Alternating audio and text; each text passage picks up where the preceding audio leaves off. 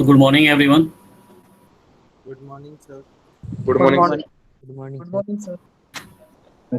Good morning, sir. I hope सबने homework किया होगा और आंसर मैच करा लिया होगा। आंसर मैंने शो किया था। अगर कोई और स्टूडेंट देखना चाहता है तो यस करे। If anyone wants the Yes, sir. Answer matrix, Yes, sir. Restart वापस. Yes, sir. you can just take a screenshot when I show the. You can take the screenshot. Just take the screenshot of this matrix, and you can see the conclusion is that exact length will always be lesser than approximate length, and always the cross belt drive will have the maximum more length than open belt drive. Okay, this is the conclusion. Actually, you can write in the statement also. You can write just like that: exact is less than approx and LC is greater than LO for exact as well as for approx. Okay, these are the answers. So many students have shown their answer like LC and LO will be same or something like exact and approx is same. This cannot be possible. Okay, because the formula is different for all the four possibilities, so answer must be different. Okay, there must be some you can say um, taking the approximated value of pi also. Pi, if you take the pi exactly from the calculator, if you take the 3.14, then the answer will be different. If you take pi from the calculator, scientific calculator, the answer will be different.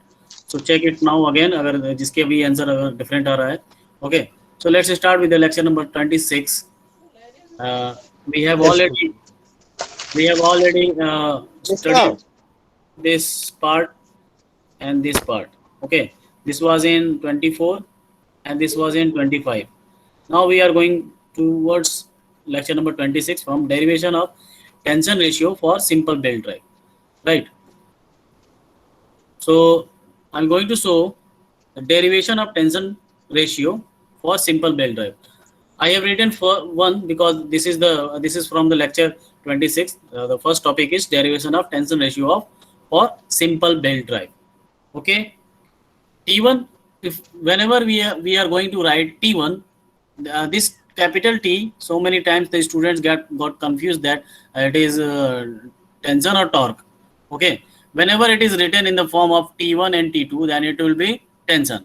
If we write only capital T, then it is torque. Okay, so T1 means the tension in tight side and T2 is tension in slack side. Just mute yourself, जो जिसके घर से भी आवाज आ रही है please mute कीजिए अपने आप को, या फिर क्लास में बैठे हो या फिर नहीं बैठे हो, ऐसे ही ऑन करके चले जाते हो आप लोग. देखो प्रीतम सिंह, प्रीतम सिंह, प्रीतम सिंह है नहीं यहाँ पे.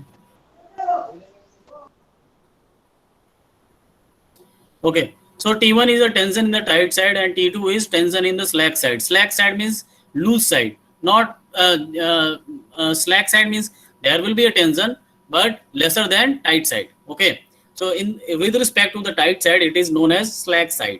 It is known as a loose side. Okay, but there will be tension. Without tension, it is not possible to transmit the power from one point to another point. Okay, whenever we see the maximum tension, that will be denoted by T1, and whenever we see the lesser tension, that will be it will be denoted by T2. So this is the fundamental that T1 always will be greater than T2, right? Now the driver pulley which is run by motor or engine. Okay, driver pulley ध्यान से देखिएगा, यहाँ पे बहुत important है, यहाँ पे समझना और इंटरेस्टिंग भी है. आप लोग समझ में आ जाएगा कि कैसे पता किया जाए कि टेंशन किधर कितना होगा. जब हम लोग फिजिक्स में इस टॉपिक को पढ़े थे, pulley and rope and pulley, ठीक है, जब हमने देखा था कि इधर से कोई खींच रहा है, इधर से कोई खींच रहा है, तो दोनों तरफ हर जगह रस्सी में टेंशन क्या होता था, सेम होता था. ठीक है, ये पढ़ा था हम लोगों ने, याद है. In that case, in that case the pulley was frictionless, friction free, frictionless pulley. आपने देखा होगा हमेशा लिखा रहता था the frictionless pulley is there and over there a rope is wrapped over and the motion something we studied in the dynamics and static also. It can be static position, it can be moving with acceleration a. So in that condition the rope will have the constant and same value of tension because the the pulley was frictionless. But here we require the friction. There is no condition of friction equal to 0. Friction value is 0. Okay, there is a friction with there is a pulley which is having surface, rough surface, which provide the friction to stick the belt and transmit the power to another pulley. Okay, so here in this case the friction is requirement. Friction is requirement. Okay, so the tension will be different, right? Now I'm going to ask you after some explanation that I will ask you that where the T1 will be where T1 and where will be T2 in the belt, right?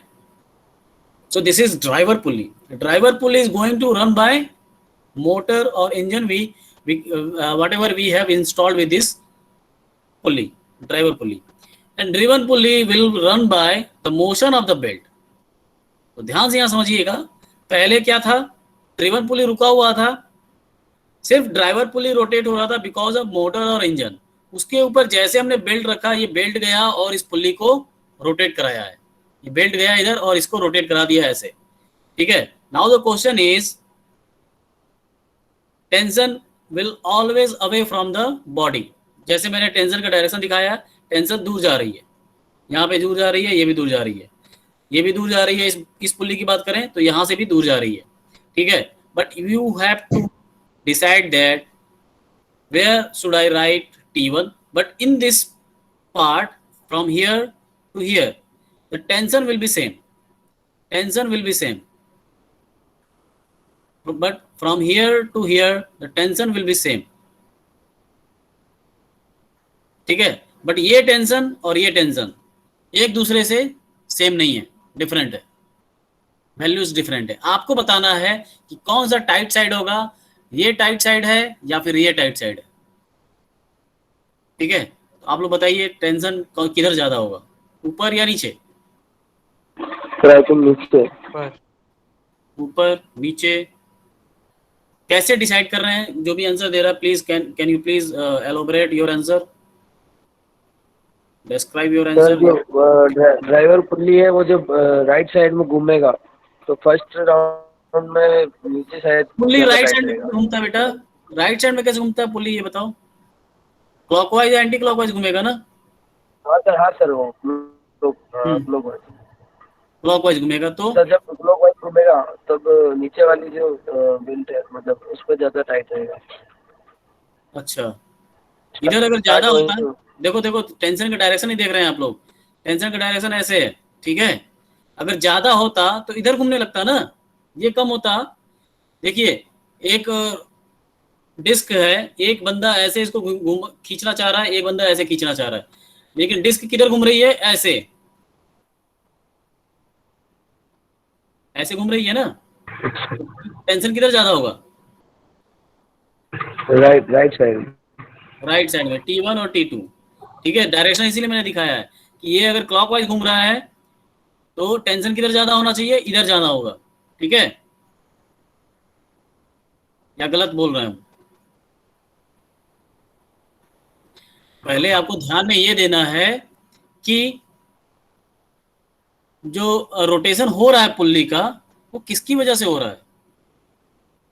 Motor की वजह से. Motor की वजह से हो रहा है. तो अगर बेल्ट ना भी रहे तो भी घूमेगा वो. तो यस सर. मतलब ड्राइवर पुल्ली से हम डिसाइड ही नहीं कर सकते हैं कि टेंशन किधर ज्यादा है.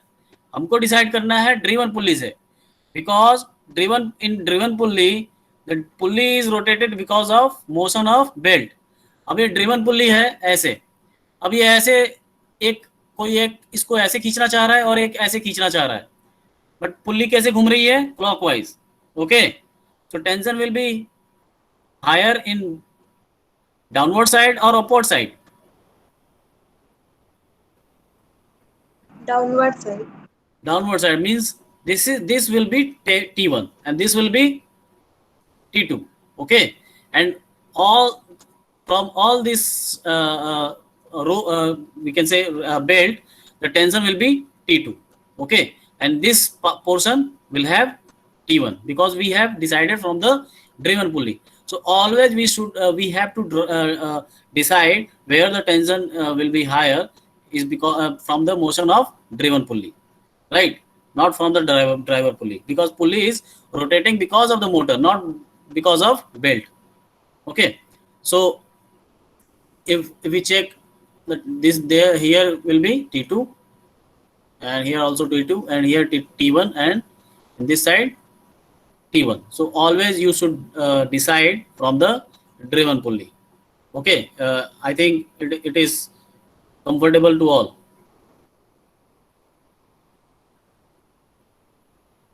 समझ गए? Should I move? आगे चले बच्चों, समझ में आ गया? Yes sir. अब हमें रेशियो निकालना है, रेशियो ऑफ द टेंशन. तो मैंने ले लिया T1, sorry driven pulley. Okay, driven pulley का डायग्राम, ड्रिवन पुल्ली यूज करेंगे हम लोग.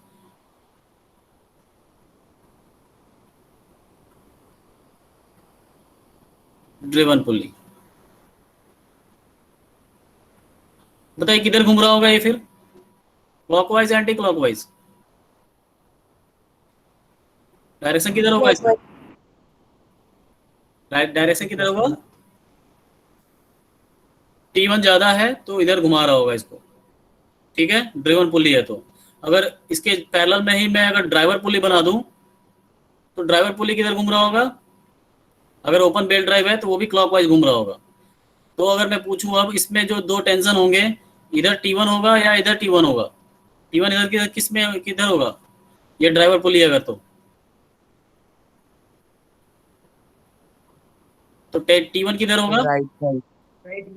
इसके जस्ट अपोजिट. ये क्लॉकवाइज घूम रहा है तो इधर T1 होगा और इधर T2 होगा. ठीक है, अगर अलग अलग दिखाएं तो. ठीक है, तो हमने बनाया है driven pulley. We don't need to see this driver pulley. We need to derive the formula for T1 by T2. Okay, it is not depending upon the pulleys. Okay, but just I have taken the driven pulley because we can understand by using the rotation of the pulley we can decide the T1 and T2 from the driven pulley. Okay, so as we can see that there is a material of belt. You can see that this material is wrapped over pulley. Okay, the pulley is having a diameter D and radius R, you can say, and there is a contact angle between pulley and belt is theta. Is it visible to all? Theta. Yes, sir. Theta angle. Okay. Now, if you want, can you? There is a range for the tension. There is a range for the tension. Tension का range कहां से कहां तक का है? T2 से लेके T1 तक है. उसके बीच में ही टेंशन्स हैं इस बेल्ट के अंदर.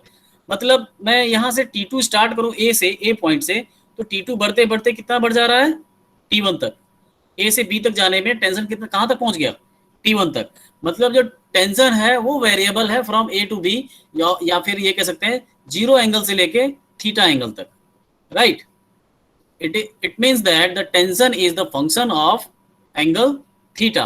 So we should differentiate or integrate to find out the tension ratio.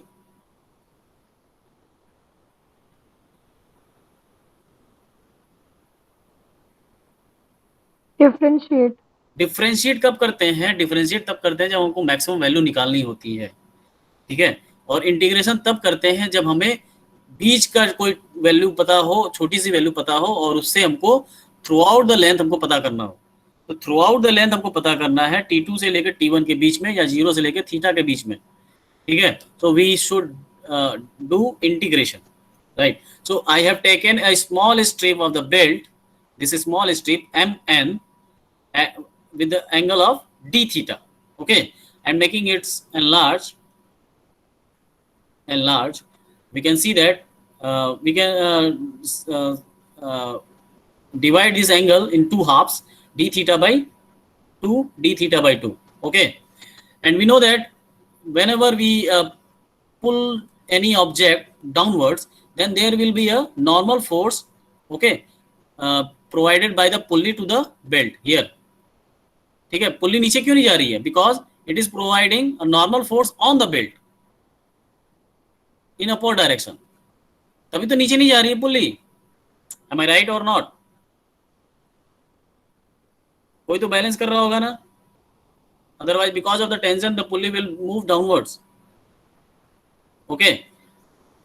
So if we talk about this strip, this small strip,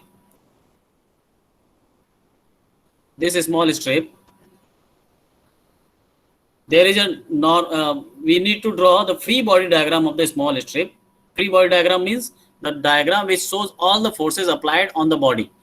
We are taking the body for belt, okay. Belt is our our body, free, and the belt strip is our body. So we are going to draw all the forces applied on this object, this body, okay. So I'm asking you that leftward tension is higher than rightward tension or lesser than rightward tension? Means the tension applied at M, small m, and tension at small n here. This is M and this is N. कौन सा tension ज्यादा होगा, left side में या right side में? Right side में। Right side में ज्यादा होगा, बिकॉज मैंने बताया 0 से लेके कहां तक जा रहे हैं? T1 तक जा रहे हैं, सॉरी T2 से लेकर T1 तक जा रहे हैं, और T2 सबसे मिनिमम वैल्यू है, T1 सबसे मैक्सिमम वैल्यू है। बीच में मैंने स्ट्रिप लिया, तो जैसे बढ़ता जाएगा यहाँ पे आएगा कुछ वैल्यू, और उससे बढ़ता जाएगा तो n पे कुछ वैल्यू होगा। तो हमने एज्यूम किया कि लेफ्ट साइड में जो वैल्यू है T है और राइट साइड में जो वैल्यू है dt है, because there is a change of angle that is d theta. तो d थीटा जैसे इंक्रीज किया तो टेंशन कितना बढ़ गया? dt, okay. और मैंने कल या लास्ट क्लास में मैंने बताया था कि दो लाइन के बीच में अगर एंगल थीटा है तो उनके परपेंडिकुलर्स के बीच में भी एंगल कितना होगा? थीटा। सेम कॉन्सेप्ट यहाँ पे भी है। यहाँ मैंने बीच में एक लाइन ड्रॉ किया है, यहाँ पे आप देख सकते हैं बीच में लाइन ड्रॉ किया हुआ है ये। अब इसको d थीटा बाई 2 किया है मैंने। इसके इस लाइन के परपेंडिकुलर ये लाइन ड्रॉ की है, और ये टेंजेंट है इसका सर्कल का ये टेंजेंट है, ऐसे टेंजेंट है इस पॉइंट पे, इस पे यहाँ सेंटर पे जो पॉइंट है, यहाँ सेंटर पे जो पॉइंट है इस पे टेंजेंट है, ठीक है। टेंजेंट और रेडियस में क्या रिलेशन होता है? दोनों एक दूसरे के परपेंडिकुलर होते हैं। तो ये भी परपेंडिकुलर है और यहाँ पे भी परपेंडिकुलर है, तो इन दोनों के बीच में भी एंगल कितना होगा? d theta by 2, because here also the angle is d theta by 2, okay. So whenever we are going to balance the forces, we need to resolve the forces in x and y directions, okay. So what is the x component of this T? What will be the x component, horizontal component? This direction is y and this direction is x. T cos d theta by 2. T cos d theta by 2, very good. Okay, and vertical component? T sin theta d theta by 2. Very good. So vertical component will be downward or upward? Downward. Downward, good. Okay, downward. And horizontal component will be in leftward or rightward for T? Leftward. Leftward, right. So there is a equilibrium equation. If you want to draw a diagram, just draw the diagram firstly. Just draw the diagram, everyone, please. Ratio of the tension T1 by T2 driven pulley. Draw the diagram and write all the forces applied on the body. And you can see that there is a normal force because of the belt is trying to pull down the pulley, but pulley is not going down, so it will provide a normal reaction to the belt from its surface. and that normal reaction will be upward direction, in upward direction. And this belt is trying to rotate this pulley in the rightward direction, so the friction will be in leftward direction at this point. You can see that this friction is applied in the leftward direction, and we all of us know that the friction is friction coefficient multiplied by the normal reaction. All of us know that. Okay, mu into n. So the friction is in leftward direction if the pulley is moving, belt is moving in rightward direction. Okay. So draw the diagram.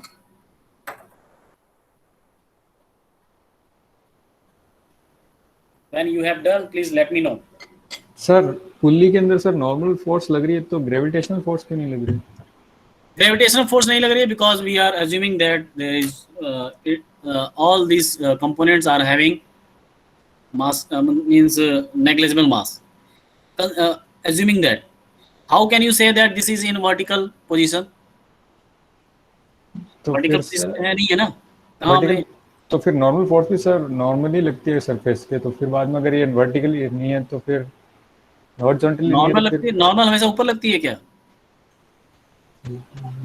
Normal is normal to the surface, not it is vertical. It is not vertical. I'm not saying it is vertical. मैंने कब कहा ये vertical है? ये तो हमने diagram ऐसा बनाया कि वर्टिकल दिख रहा है, बट स्मॉल जी तो हमेशा नीचे लगेगा ना? Yes sir. स्मॉल जी तो हमेशा नीचे लगेगा ना? वो तब आता है जब हम मास को भी कंसीडर करने लगते हैं। मास यहाँ पे कहीं कंसीडर किया गया हमने? नहीं सर, नहीं किया ना।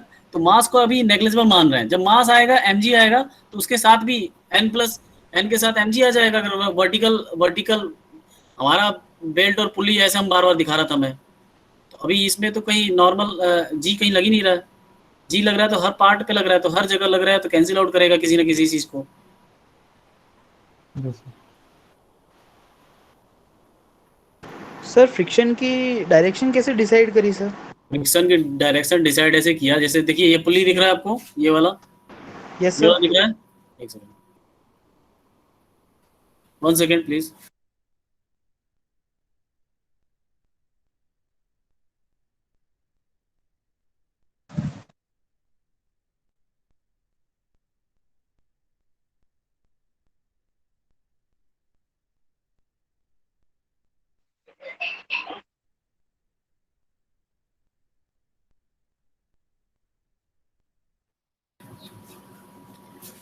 तो आपको दिख रहा है ये ऐसे रोटेट कर रहा है पुल्ली, बेल्ट कैसे रोटेट करना चाह रहा है इसको नीचे की तरफ, ऐसे खींचना Yes, चाह रहा है ना।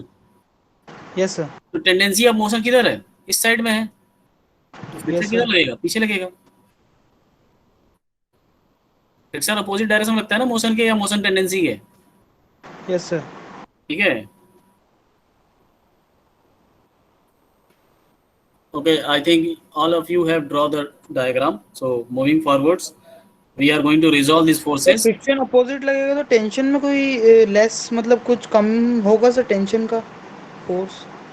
टेंशन फोर्स कैसे कम हो जाएगा भाई? ये सब कुछ बैलेंस करने के बाद टेंशन आ रहा है ना। Okay sir.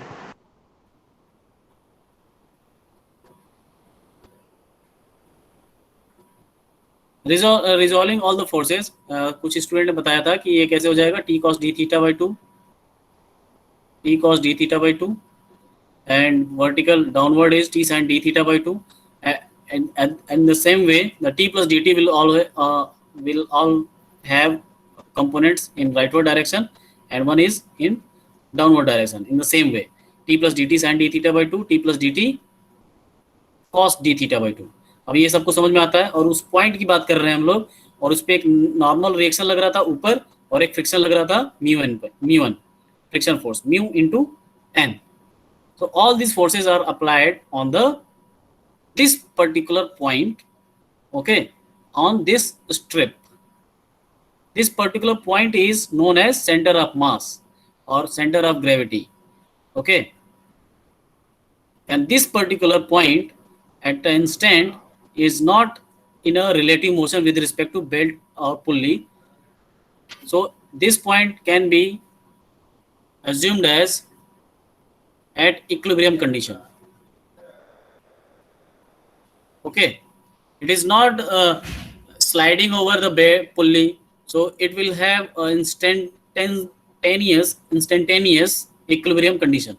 Okay, so we can apply the equilibrium equations, that is summation of all the forces, algebraic sum of all the forces in x direction and y direction individually will be 0.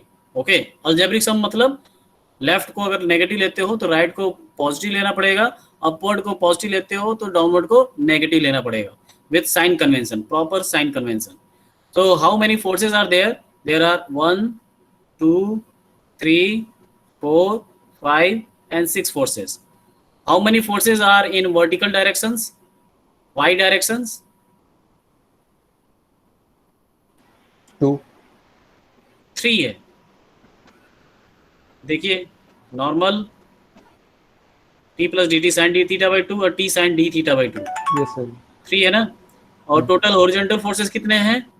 3. ठीक है, 3 forces हैं. आपको balance करना है कि जितने left side के force हैं वो राइट साइड के फोर्स के बराबर होंगे और जितने भी ऊपर के फोर्सेस हैं सारे नीचे के फोर्सेस के बराबर होंगे. Okay, so applying the equation summation of F x means all the forces in x direction will be 0.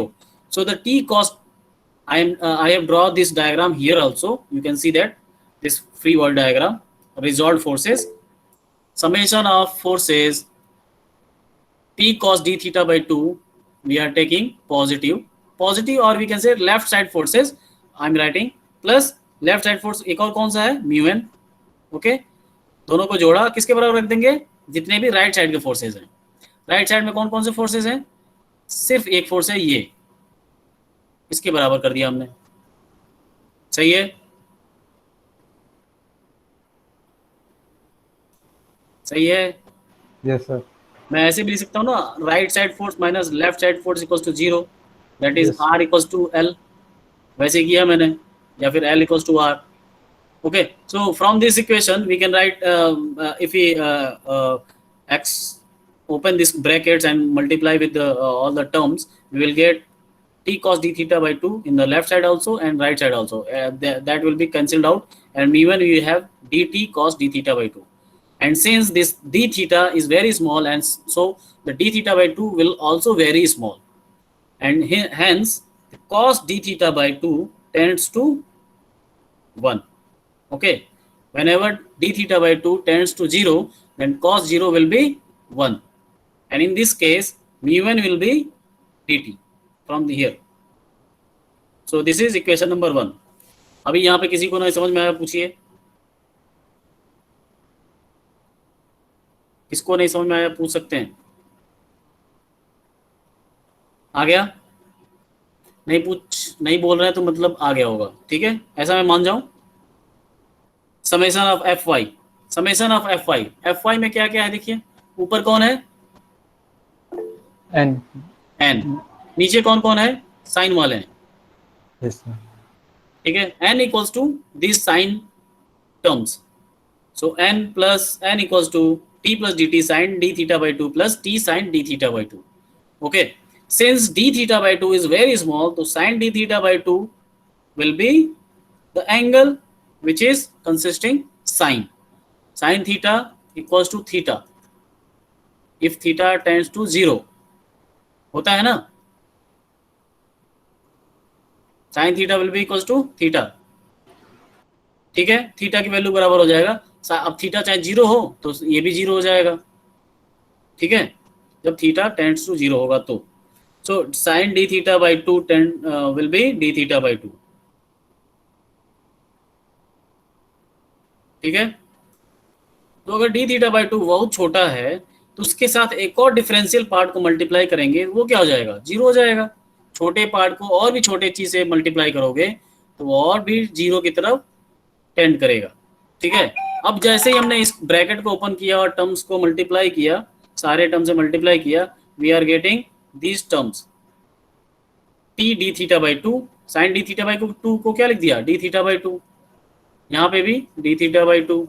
ठीक है, टी डी थीटा बाई 2 एक टर्म आएगा plus d T multiply by D theta by 2 एक term आएगा. Multiply करेंगे इसमें ठीक है, तो ये टर्म आ जाएगा plus T into d theta by two. अब ये मैंने बताया ये अप्रोक्सीमेशन क्या है, 0 हो जाएगा क्योंकि दो डिफरेंशियल टर्म्स मल्टीप्लाई हो रहे हैं, बहुत ही छोटे छोटे टर्म्स, तो that will be neglected. So we will have n equals to t d theta by 2 plus t d theta by 2. So after adding both terms t d theta by 2 plus t d theta by 2, we will have n equals to t d theta. Okay, so we will have equation number 1 and equation number 2. From equation number 1, if we put the value in equation number 2, we will get mu into t into d theta equals to dt, right? Value of n, if we are eliminate this value of n from equation number 1 and put that in equation number 2, we will have mu into t into d theta equals to dt, right? यहाँ तक आ गया। After reshuffling this equation, mu d theta can be written as dt by t, and we know that angle theta d theta is varied from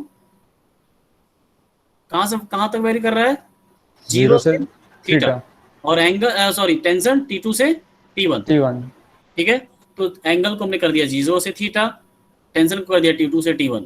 after integrating what we know that dt upon t क्या होता है, 1 upon t का integration क्या होगा, ln t, T2 to T1। Theta का d theta का integration क्या होगा, थीटा, कांस्टेंट वैल्यू है, म्यू क्या है, कांस्टेंट वैल्यू है, तो कुछ है नहीं यहाँ पे, मतलब 1 डॉट डी थीटा का इंटीग्रेशन क्या होता है, थीटा, थीटा आ गया, लिमिट्स रखा हमने 0 से theta.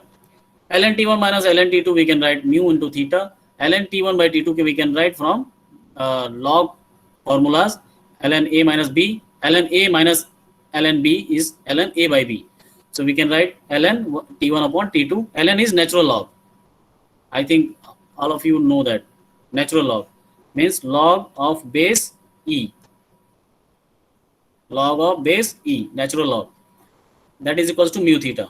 So taking the anti-log, t1 by t2 will be exponential to the power mu into theta, but ध्यान रहे थीटा किस में होना चाहिए, रेडियन और degree, Sir, radian. Radian, good, because it is not with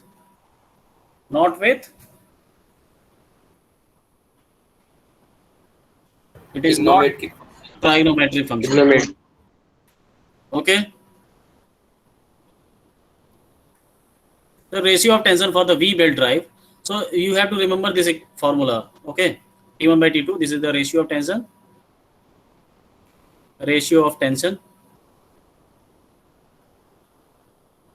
T1 by T2 equals to exponential to the power mu into theta. Okay, theta is angle of contact. Ratio of tension for V belt drive and rope drive. V belt drive will have some angle that is known as a groove angle. That angle is denoted by 2 beta. Okay, so beta is semi groove angle. In that case, the tension ratio formula will be mu theta divided by sin beta. And the same way, the rope drive will have the groove angle that is 2 beta. आप बता सकते हैं कि tension ratio ज्यादा होगा कि कम होगा with respect to belt drive, और V belt drive and rope drive, tension ratio ये वैल्यू इससे ज्यादा है या कम है, ई रेस्पो म्यू थीटा, सिर्फ अगर इतना रहे तो बेल्ट ड्राइव के लिए बीटा की वैल्यू क्या है,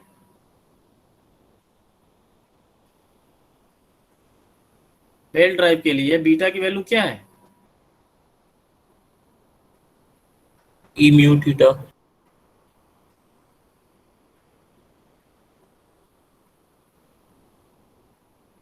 कौन सा ज्यादा है ये वैल्यू, ये में से कौन सा सही है, ये ज्यादा है ये ज्यादा है, बताइए, मतलब कौन सा करेक्ट है, ऊपर वाला नोटेशन सही है या नीचे वाला, इन दोनों के लिए ऊपर ये वाला।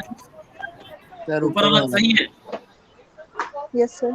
ऊपर वाला सही है ना, Yes, साइन sir. बीटा की वैल्यू हमेशा 1 से कम ही होगी या 1 होगी, मैक्सिमम 1 हो जाएगी, तो बीटा इक्वल्स टू 90 डिग्री होगा, तो 2 बीटा बेल्ट के लिए क्या होता है, 180 डिग्री होता है कि नहीं, फ्लैट बेल्ट के लिए,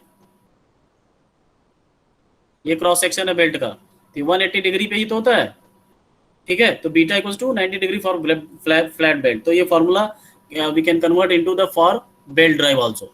So we have to remember the formula for the rope drive and as well as for V-belt drive. Okay. If I'm asking you a question like, okay, you can see that if we have two pulleys of same diameter and we have a power transmission through a belt, what will be the angle of contact?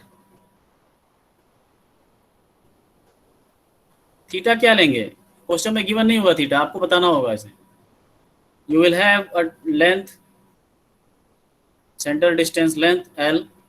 You will have a diameter D1 equals to D2 equals to 20 centimeter.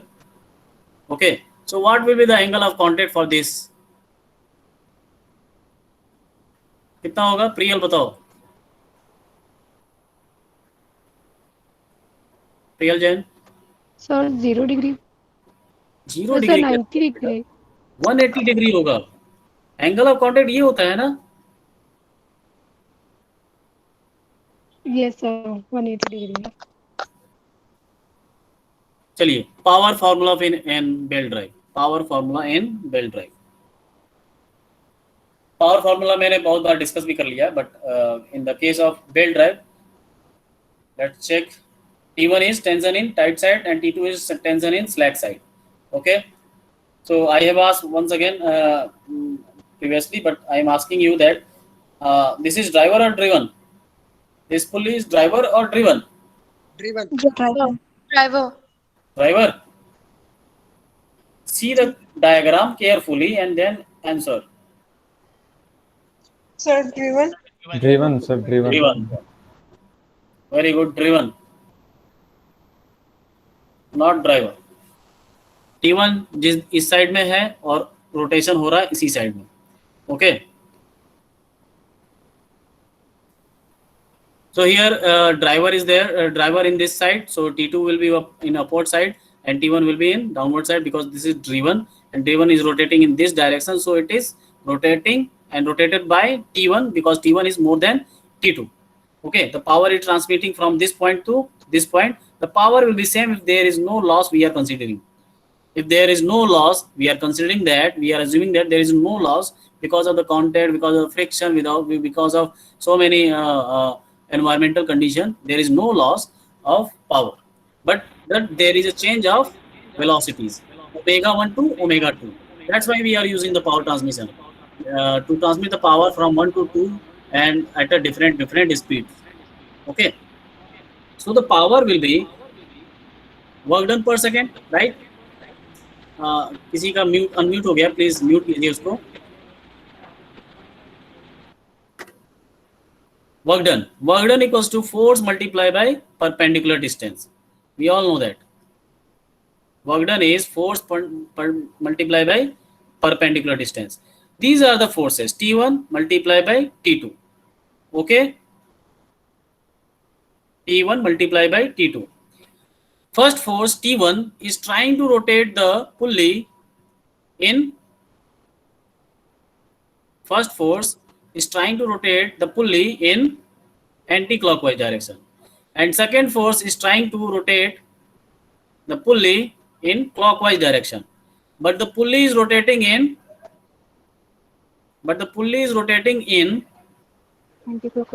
Clockwise direction. Anti-clockwise direction. Okay, anti-clockwise direction.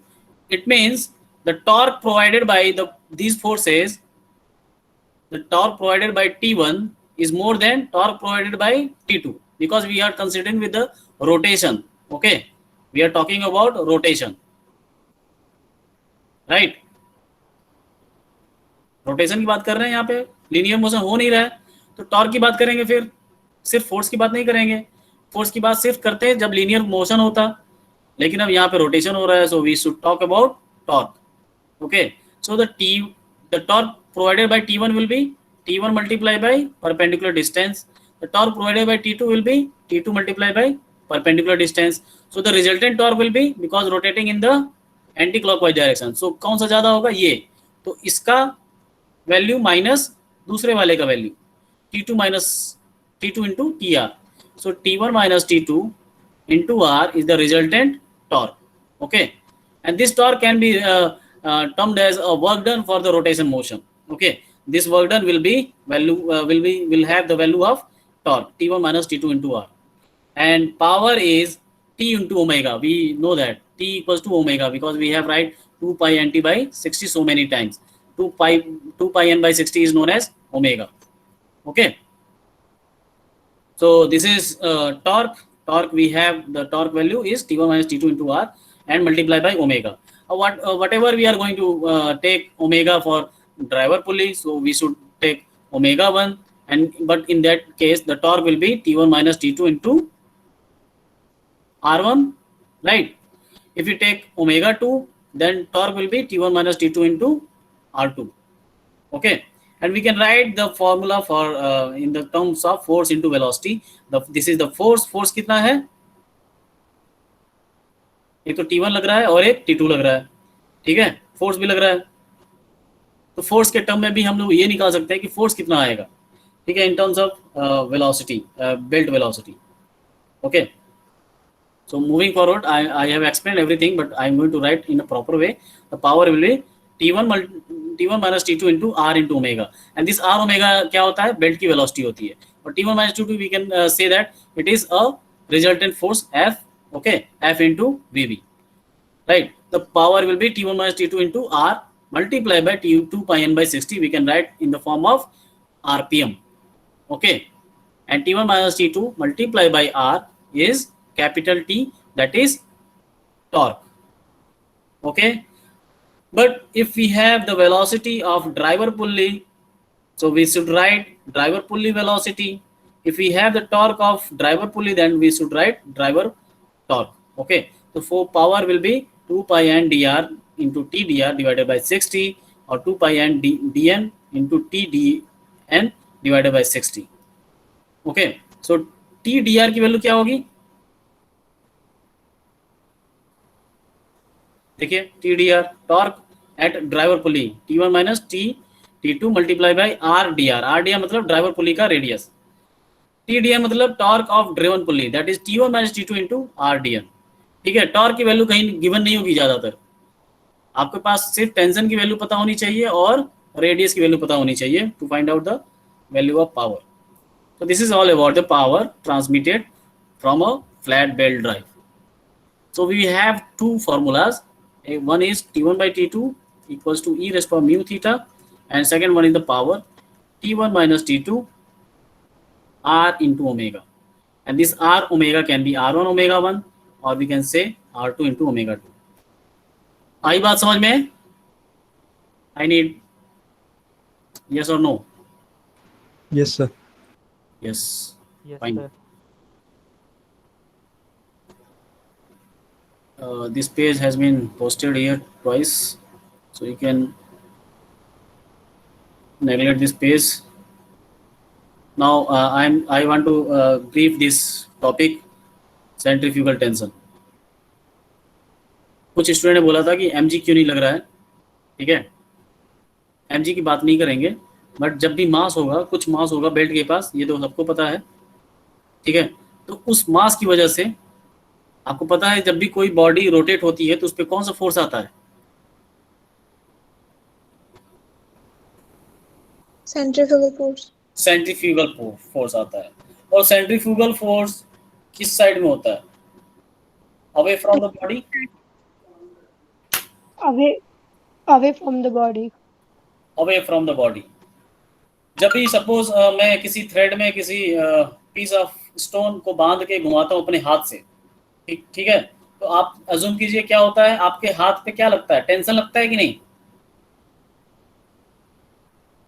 हाथ पे tension लगता है?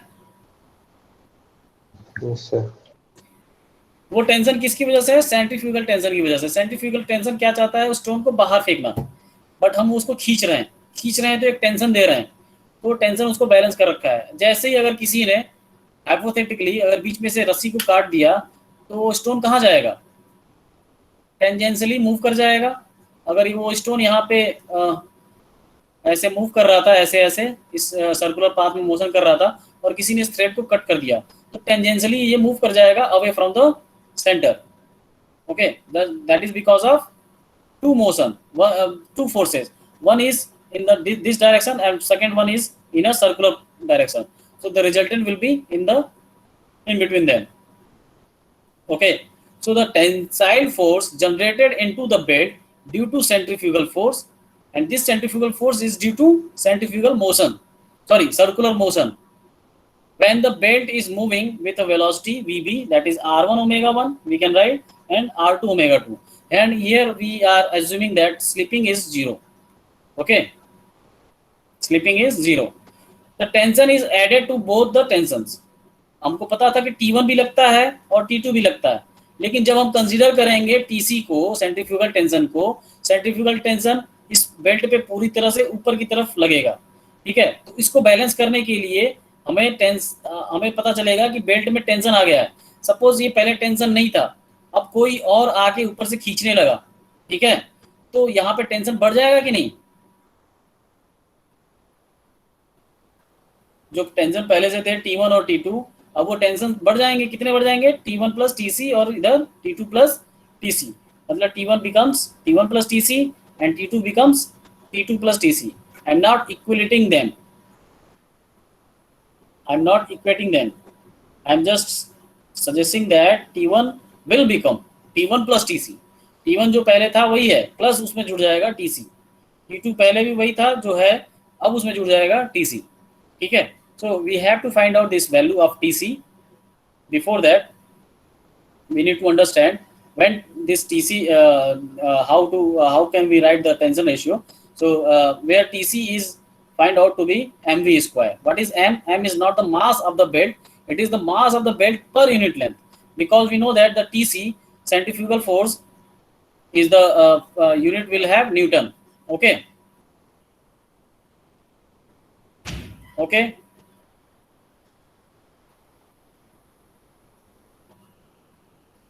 Yes, sir.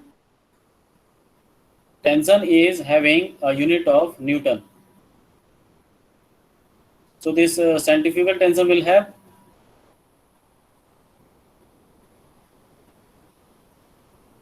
mass of the belt per unit length, that is kg per meter. Kg per meter.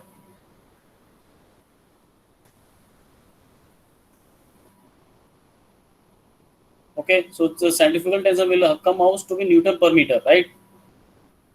So it will we have to find out at 1 meter, then it will become in Newton. So TC will have a Newton unit. Okay, and therefore the tension ratio will be T1 plus T2 divided by T2 plus TC. That will be E raised to mu theta. Okay.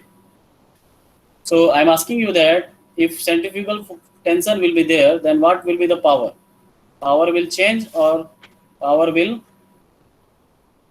change or not change? Will be constant, as we have written earlier, that T1 minus T2 into R into omega. It will be changed or not? Not change. Will not change. Not change, because T1 plus TC minus T2 plus TC. TC will cancel out. Once again, the formula will be same. Right? T1 minus T2 into R omega. Okay? So the power will not be changed. Power is not changed due to centrifugal tension. Centrifugal tension से tension ratio change होगा. Centrifugal ये TC cancel out कर सकते हैं क्या?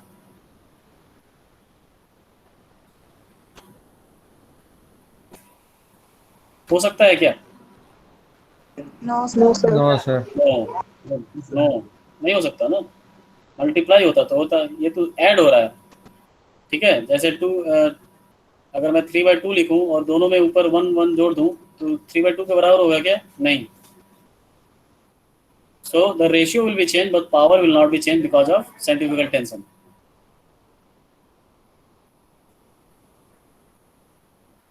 Derivation next class में करेंगे हम लोग. और एक चीज यहाँ पे ध्यान रखेंगे, सेंट्रीफ्यूगल टेंशन तभी हम एज्यूम करेंगे, मैं लास्ट क्लास ये नेक्स्ट क्लास में बता दूंगा आपको. सेंट्रीफ्यूगल टेंशन तभी एज्यूम किया जाता है जब बेड की वेलोसिटी 8 मीटर पर सेकंड से ज़्यादा हो, 8 मीटर पर सेकंड से ज़्यादा हो, तो ही सेंट्रीफ्यूगल टेंशन आएगा. Okay, So whenever you are going to solve the problem, you have to check out where it is the velocity of the belt r omega, r1 omega 1 you can find out, or you can find out r2 omega 2. In that case, you have to check out is this value is greater than 8 meter per second or less than 8 meter per second. अगर 8 metre से ज़्यादा है तो centrifugal tension को find out करके तो आप value रखोगे, ठीक है? ठीक है,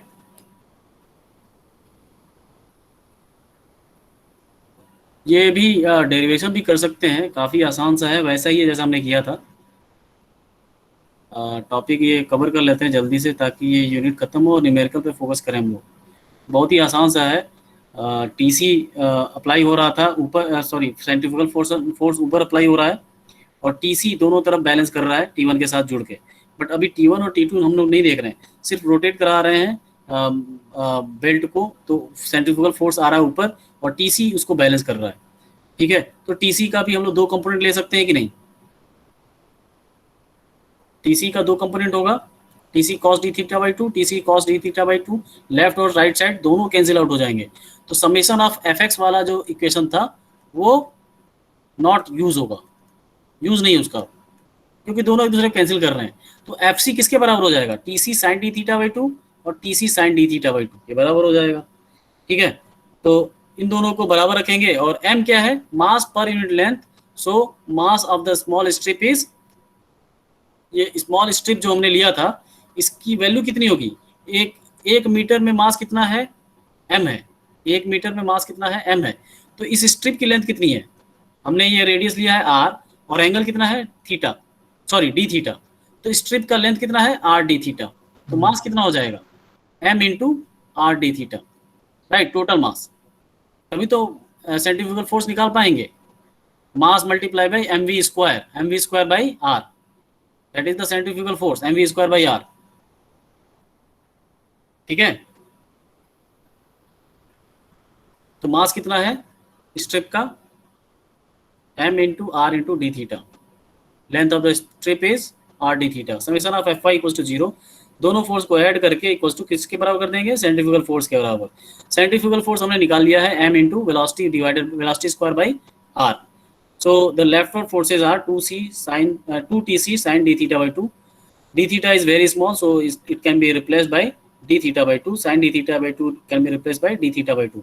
तो ये सब कुछ करने के बाद m into r d theta by multiply by v square by divided by r, and v is nothing but it is velocity of the belt, right? r1 omega 1 we can write r2 omega 2 also. So from this you can find out tc equals to mv square. Okay, very simple derivation and it can be asked in the RTU exam. So T1 max, the T1 max मतलब जो tight side का जो maximum tension कितना होगा?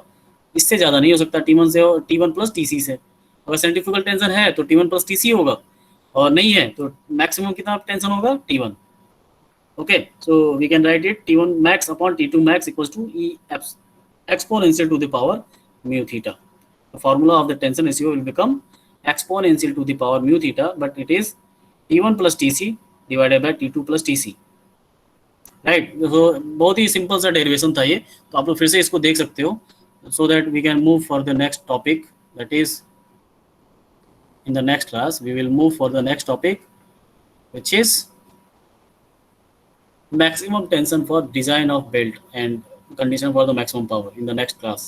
Okay, so we have completed these 3 topics in lecture number 26. Okay, any doubt?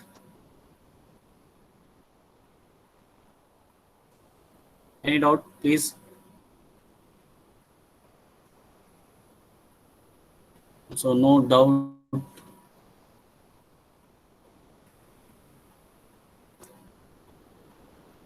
अपने आप attendance देने लगे। कौन दे रहा है अटेंडेंस? अब बाबूलाल कीर, बाबूलाल, ये सबका अटेंडेंस जा रहा है। अब अटेंडेंस नहीं लेने वाला मैं आज। जितने लोगों ने दिया है अभी तक 11:56 तक, उनका अटेंडेंस नहीं आएगा, उनका अटेंडेंस नहीं आने वाला आज। अभी तक जिसने भी दिया, अभी फिर से कुछ लोग दे रहे हैं। ठीक है, अटेंडेंस नहीं आने वाला आपका जब तक मैं अटेंडेंस नहीं पूछा मैंने। ठीक है, इसके बाद जो देगा, अब मैं जो बोलूँगा उसके बाद अटेंडेंस माना जाएगा। ठीक है, कई लोग सुन नहीं रहे हैं, सिर्फ अटेंडेंस के लिए आ रहे हैं, so it will not be tolerable. So now give your attendance, right capital P। I will count the attendance after 11:57। ध्यान रहे 11:57 के बाद के अटेंडेंस को मैं काउंट करूंगा। जितने भी दिया है इससे पहले उसका मैं आज रिजेक्ट करने वाला हूं।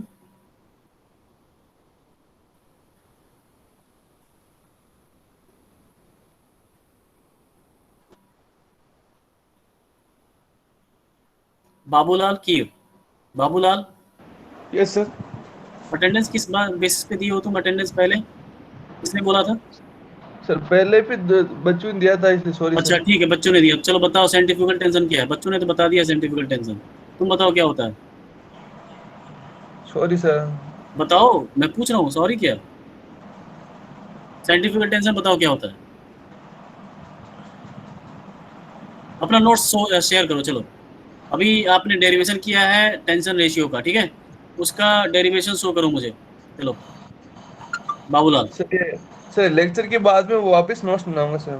नहीं, अभी अभी जो आपने नोट किया है वो दिखाइए। शेयर कीजिए, स्क्रीन शेयर कीजिए। मैं स्क्रीन शेयर ऑफ कर चुका हूँ, आप शेयर कीजिए स्क्रीन अपनी और अपना नोट्स दिखाइए। चलिए स्टार्ट कीजिए।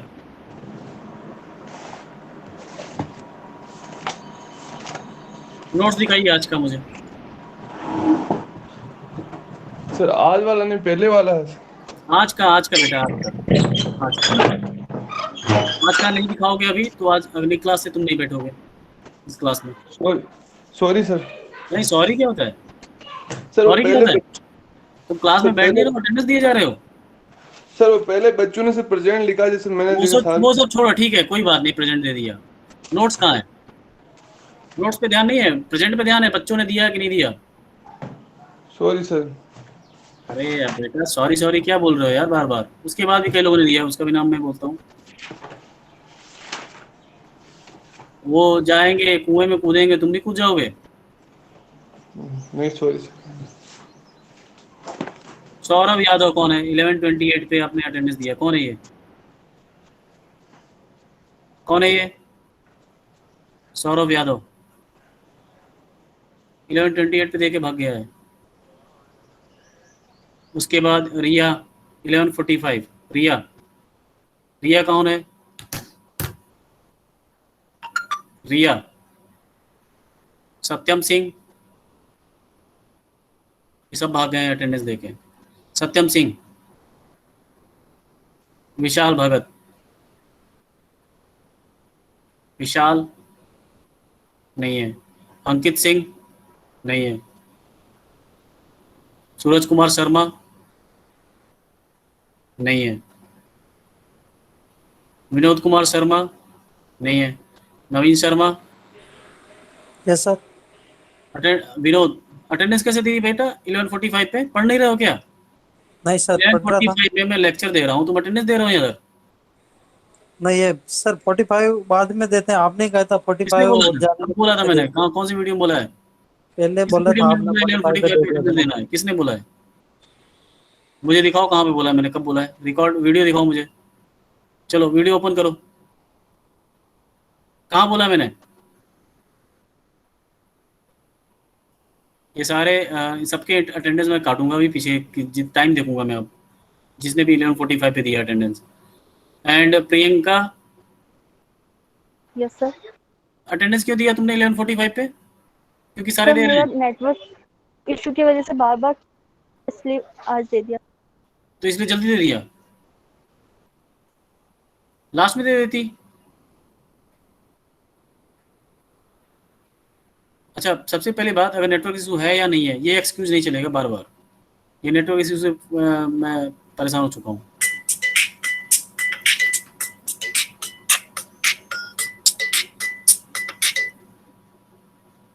गोविंद सिंह, बहुत लोगों ने दिया है, ठीक है, तो आज कोई बात नहीं, आज अटेंडेंस बहुत ही कम होने वाला है, ठीक है। इसीलिए मैं सोच रहा हूँ कि कितनी बार अटेंडेंस कैसे आ रहा है, एक से ज़्यादा नाम कैसे आ रहे हैं। So it's matter of time. तो जब भी मैं बोल रहा हूँ तो अटेंडेंस देना है, ध्यान रहे। हो सकता है मैं पहले बोलूँ, मैंने 11:45 कब बोला मैंने पता नहीं, अभी मैं पर्सनली कॉल करूँगा इसको अभी, तब पता चलेगा मैंने कब बोला है। विनोद कुमार सिंह, ओके। अटेंडेंस एक से ज़्यादा भी हो सकती है, कभी भी हो सकती है।